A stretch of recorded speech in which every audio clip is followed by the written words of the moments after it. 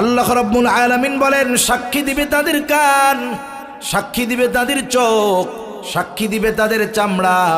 সেদিন আল্লাহ তাআলার সাথে তারা কথা বলবে।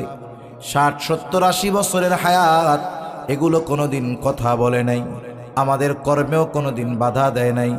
যখন ওই লোক দেখবে তার পা, হাত, চোখ, কান, জবান সব তার বিরুদ্ধে কথা বলে, লোকটা হতভম্ব হয়ে যাবে, হতবাক হয়ে যাবে। এইবার সে প্রশ্ন করবে, ক্বালু লিজুলুদিহিম লিমা শাহিদতুম আলাইনা, কিরে চামড়া, তোমরা কেন আমার বিপক্ষে সাক্ষী দাও? কে তোমাদেরকে কথা বলার ক্ষমতা দিল? সেই দিন অঙ্গ প্রত্যঙ্গগুলো জবাব দিবে, ক্বালু আনতাকানাল্লাহ, আজকে আমাদের কথা বলার ক্ষমতা যিনি দিয়েছেন তিনি কে? এই বিশ্বাসগুলো যদি অন্তরে রাখা যায়,